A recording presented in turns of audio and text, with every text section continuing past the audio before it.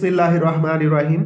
अस्सलाम वालेकुम स्टूडेंट्स, मैं मोहम्मद अब्बास अपने YouTube channel Mehrbas education tube math के साथ और आपके लिए एक नई video physics 9th class unit number 2 के MCQs।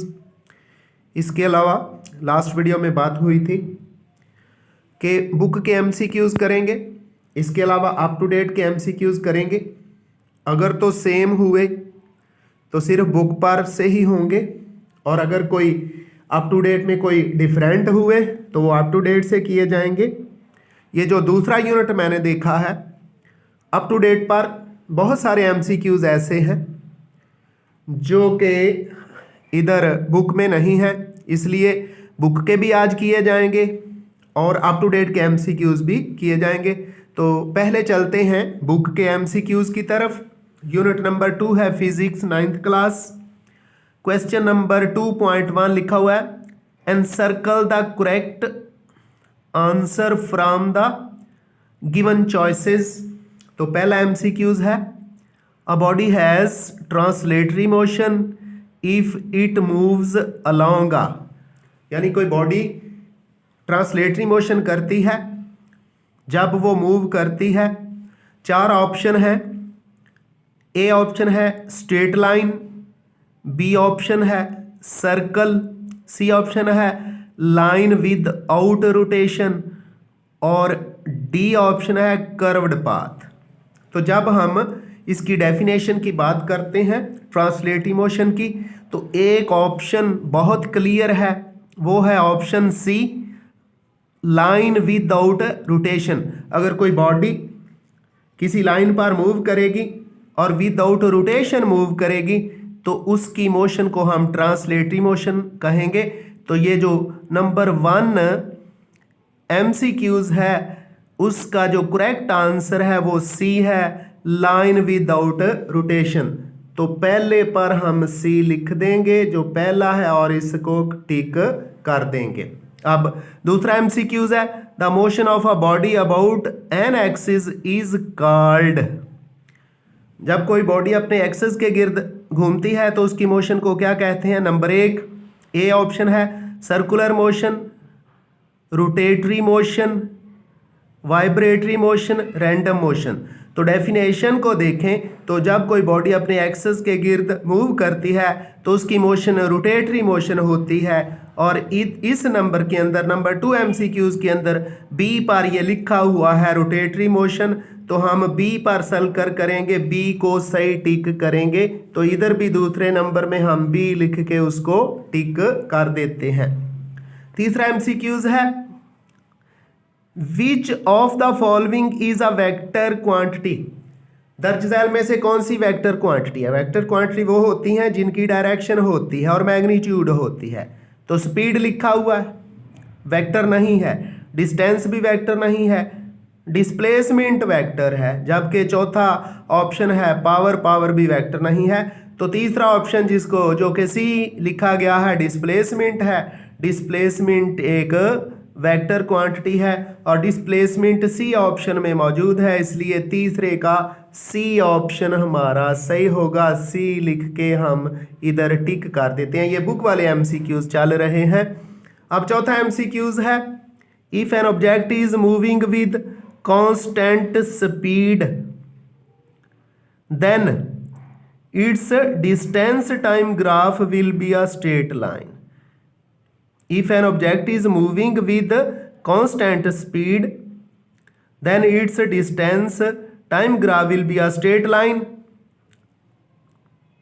along time axis, along distance axis, parallel to time axis, inclined to time axis। तो जब कोई बॉडी कांस्टेंट स्पीड से, डिस्टेंस टाइम ग्राफ का मतलब है टाइम अलोंग एक्स एक्सिस और distance along Y axis. तो जब एक्स एक्सिस और वाई एक्सिस के दरमियान ग्राफ ड्रा करेंगे और कांस्टेंट स्पीड होगी तो फिर ना तो ये एक्स एक्सिस पर होता है और ना ही वाई एक्सिस पर होता है, ये इंक्लाइंड होता है एक्स एक्सिस पर यानी टाइम एक्सिस पर। तो ये डी ऑप्शन है, इंक्लाइंड टू टाइम एक्सिस। तो चौथे MCQs का डी ऑप्शन हम टिक कर देंगे और यही हमारा करेक्ट आंसर है जी। तो एमसीक्यूज नंबर 5 है, a straight line parallel to time axis. Time axis दरअसल एक्स एक्सिस के साथ होता है। On a distance time graph tells that the object is moving with constant speed, at rest, moving with variable speed, D in motion.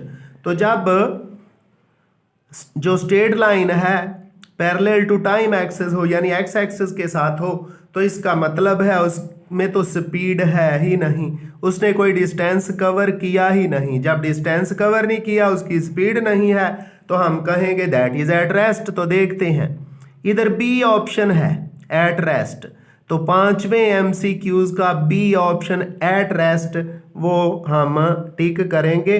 5वें के सामने हमने B लिख के उसको टिक कर दिया और यही करेक्ट आंसर है। आगे छठा है, the speed time graph of a car shown in the figure, नीचे फिगर में दिखा दिया गया है। Which of the following statement is true? Car has an acceleration of 1.5 metre per second, car has an constant speed 7.5, distance travelled by the car is 75 metre. D है average speed of the car is. तो इस diagram से, इस graph से मैंने calculation की है और देखा है कि शुरू के अंदर जो इनिशियल वेलोसिटी है वो 15 मीटर पर सेकंड है, तो यानी वी आई कितना है 15 मीटर पर सेकंड। फिर ये ग्राफ चलता चलता टाइम एक्सिस को छू जाता है, कट कर जाता है, तो टाइम एक्सिस पर वेलोसिटी 0 होती है, वी एफ 0 हो गई, 0 मीटर पर सेकंड। तो हम जब देखते हैं तो डिस्टेंस उसका फार्मूला हमारे पास एक आता है V I plus V F over 2 multiplied by T. तो वी आई हमारे पास 15 है, वी एफ 0 है, divided by 2 multiplied by time axis पर टाइम 10 है, ये नज़र आ रहा होगा आपको। तो जब 15 को 2 पे डिवाइड करते हैं और 10 से मल्टीप्लाई करते हैं तो चले 2 और 10 को कैंसिल कर दिया, 5 को 15 से मल्टीप्लाई करेंगे तो 75 मीटर डिस्टेंस आ जाता है। और इधर ये जो सी ऑप्शन है, छठे का सी ऑप्शन है, distance travelled by the car is 75 metre. ये ऑप्शन नंबर सी है, distance travelled by the car is 75 metre. तो हम सी लिख देंगे छठे के सामने और इसको टिक कर देंगे।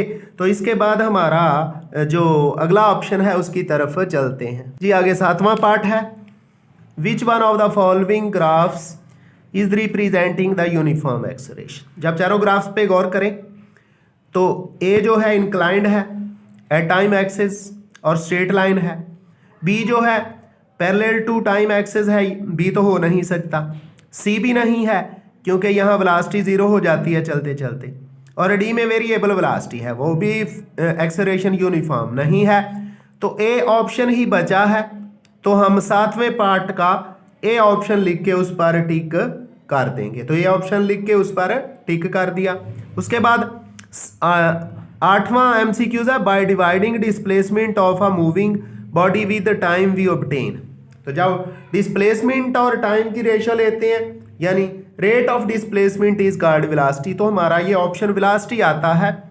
तो ए स्पीड है, बी एक्सेलरेशन है, सी वेलोसिटी है, सी ऑप्शन यहाँ सही होगा, और डी एक्सेलरेशन है। तो सी पे टिक करेंगे और सी ही 8वें का करेक्ट आंसर है, और इधर भी हमने सी लिख के उस पर टिक कर दिया है।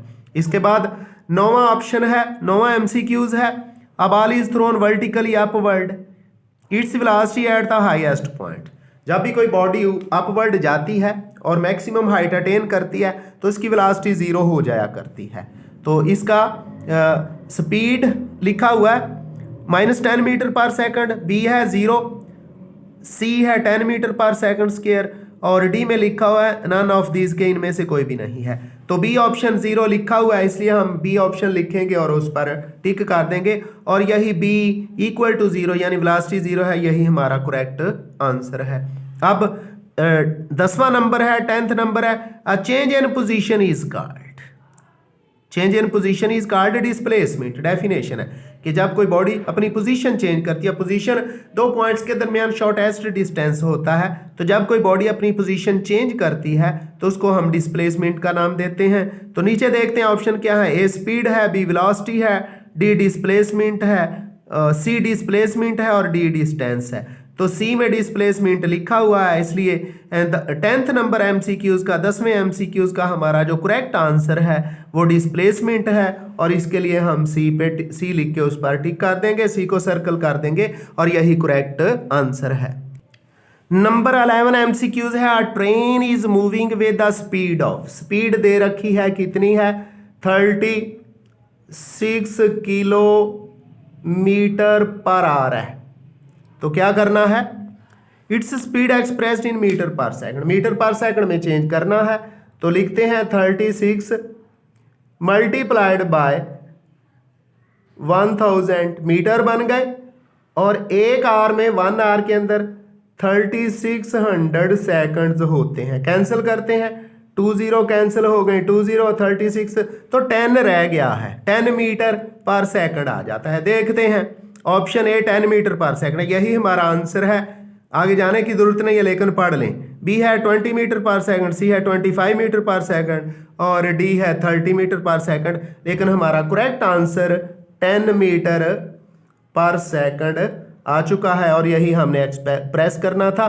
तो 11वें का 11th नंबर का ए एमसीक्यूज सही है। अब है a car starts from rest, तो वी आई क्या हो गया?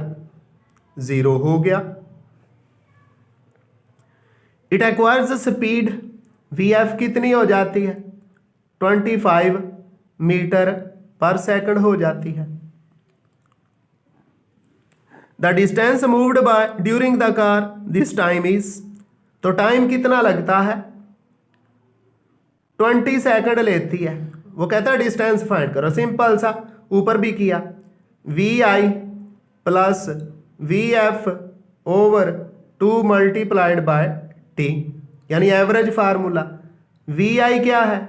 0, वी एफ 25 है, डिवाइडेड बाय 2 और मल्टीप्लाइड बाय 20। 2 और 20 को कैंसिल करेंगे, 10 आ जाएगा, 10 को 25 से मल्टीप्लाई करेंगे, 250 आ गया। तो देखते हैं ऑप्शन जी, 31.25 मीटर है, 250 मीटर, बी ऑप्शन सही है, यही हम करेंगे। सी 500 है और डी 5000 है, तो बी ऑप्शन 250 लिखा हुआ है, 250 मीटर, तो बी ही हमारा करेक्ट आंसर है और यही हम करेंगे। तो इस तरह बुक के एमसीक्यूज कंप्लीट हो गए हैं। अब हम चलते हैं अप टू डेट की तरफ जी। तो अप टू डेट का पहला एमसीक्यूज है, which of the following is a vector quantity. ये उधर बुक पर भी हो चुका है। स्पीड लिखा हुआ है, डिस्टेंस लिखा हुआ है, डिस्प्लेसमेंट है और पावर है, तो इधर भी सी ऑप्शन ही है। तो पहले एमसीक्यूज का जो अप टू डेट से है उसका जो करेक्ट आंसर है, यानी कौन सी क्वांटिटी वेक्टर है, वो डिस्प्लेसमेंट है और डिस्प्लेसमेंट के लिए सी ऑप्शन है, इसलिए सी लिख के हम इस पर टिक कर देंगे, सर्कल कर देंगे। तो ये पहला हुआ। दूसरा है MCQs bye dividing displacement. Displacement D होता है, जब इसको टाइम पे डिवाइड करते हैं तो हमें वेलोसिटी मिलती है। ये लिखा हुआ है स्पीड, एक्सेलरेशन, वेलोसिटी और डिसलरेशन, तो ये भी सी ऑप्शन ही आएगा, क्योंकि यहाँ वेलोसिटी लिखा हुआ है, जब डिस्प्लेसमेंट को टाइम पे डिवाइड करते हैं तो वेलोसिटी आता है। तो दूसरे एमसीक्यूज का जो करेक्ट आंसर है वो भी सी ही है, इस पे हमने टिक कर दिया। तीसरा ऑप्शन है a train is moving with the speed of 36 kilometre, its speed expressed in metre per second. ये भी पहले हमने किया है लेकिन फिर कर देते हैं। 36 किलोमीटर है, मीटर बनाने के लिए इसको 1000 से मल्टीप्लाई कर दिया और फिर 1 आवर जो है 3600 सेकंड्स बनते हैं, उस पर डिवाइड कर देंगे, 2 0 कट गई, 36 कैंसिल हुआ, 10 मीटर पर सेकंड रह जाता है जी। तो हमारा ये जो पहला ए ऑप्शन है 10 मीटर पर सेकंड लिखा हुआ है, बाकी पढ़ने की ज़रूरत नहीं है। तो तीसरे का ए ऑप्शन यानी 10 मीटर पर सेकंड है। चौथा है a ball is throne vertical, ये भी उधर बुक पर मौजूद है। जब कोई भी चीज़, कोई भी बॉडी अपनी हाईएस्ट पोजीशन पर पहुंचती है तो उसकी वेलोसिटी 0 हो जाया करती है। यहाँ ए ऑप्शन में -10 है, बी में 0 लिखा हुआ है, तो चौथे का बी यानी 0 ऑप्शन सही है। तो हम बी 4 जो चौथा एमसीक्यूज है उसके सामने बी लिख देंगे। पांचवा एमसीक्यूज है VF² - VI²।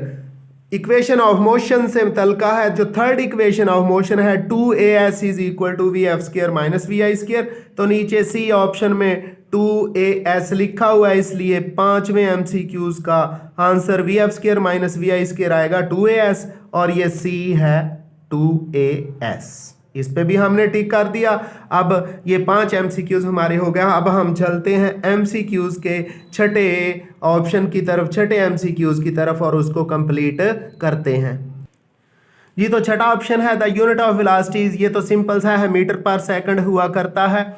ऑप्शन में ए में लिखा हुआ है मीटर, बी में मीटर पर सेकंड स्क्वायर लिखा हुआ है, सी में मीटर पर सेकंड, और डी में मीटर क्यूब लिखा हुआ है। तो सी ऑप्शन, छठे का सी ऑप्शन दुरुस्त है, मीटर पर सेकंड। तो सी छठे के लिए कौन सा दुरुस्त हो गया है? सी ऑप्शन हमारा करेक्ट आंसर है। अब हम चलते हैं सातवें की तरफ। 1 metre per second is equal to, तो 1 मीटर पर सेकंड के लिए इसकी कैलकुलेशन करते हैं। 1 मीटर है, इसको किलोमीटर में चेंज करने के लिए 1000 पे डिवाइड करेंगे, और आर है, आर से सेकंड बनाने के लिए 3600 से मल्टीप्लाई कर देंगे। जब 2 0 कैंसिल हो गई, 36 को 10 पे डिवाइड करें तो 3.6 आ जाता है। देखते हैं 3.6 किलोमीटर पर आवर। तो ए ऑप्शन ही लिखा हुआ है 3.6 किलोमीटर पर आवर। आगे बी में ओवर में लिखा हुआ है, सी में 6.3 लिखा हुआ है, डी में 1 और 6.3। तो सातवें का ए ऑप्शन 3.6 किलोमीटर, सातवें का ए ऑप्शन 3.6 किलोमीटर आर ही करेक्ट आंसर है। तो सातवें के लिए हम ए पे टिक कर देते हैं। अब चलते हैं आठवें ऑप्शन की तरफ। लिखा हुआ है a sprinter completes 100 metres in 12 second. तो एवरेज स्पीड क्या होगी? ये इसका बेहतरीन तरीका है। जो उसने टोटल डिस्टेंस कवर किया उसको टोटल टाइम पे डिवाइड करें। टोटल डिस्टेंस 100 है, जब 12 पे डिवाइड करेंगे तो 8 12 द 96 पॉइंट समथिंग और 8.33। डी ऑप्शन है आठवें का, डी ऑप्शन करेक्ट आंसर है, और इसी पे हम टिक लगा देंगे। इसके बाद नौवां है the formula for the velocity. Velocity का V = d/t होता है जी। V = d/t। देखते हैं वेलोसिटी का फार्मूला V = t/d है। ये बी नंबर आ गया जी, V = d/t है, तो बी ऑप्शन आ गया। आगे C = d+t है, V = h+t है, ये नहीं होगा। बी ऑप्शन होगा the formula for the velocity is V = d/t। तो ये नौवें का बी ऑप्शन हमारा करेक्ट आंसर है। अब चलते हैं 10th नंबर की तरफ। The product of velocity and time is equal to, ये डिस्टेंस हुआ करता है जी। मास भी नहीं है, फोर्स भी नहीं है, एक्सेलरेशन भी नहीं है, डिस्टेंस है। तो 10वें का डिस्टेंस करेक्ट आंसर आएगा। तो 10वें के लिए हम करेक्ट आंसर जो 4 ऑप्शन दे रखे हैं हमारे पास वो हैं जी, मास है, फोर्स है, एक्सेलरेशन है, डिस्टेंस है। तो हम डिस्टेंस जो है ये डी है, डी पर टिक करेंगे। डी ऑप्शन करेक्ट आंसर में हम लिख देंगे नंबर 10th के लिए।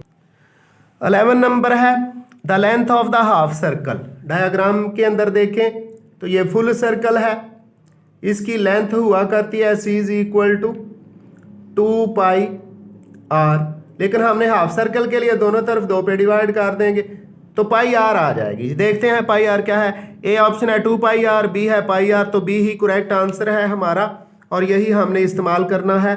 तो 11 नंबर का क्या है? बी ऑप्शन है, और हाफ सर्कल की लेंथ कितनी हुआ करती है? πr हुआ करती है।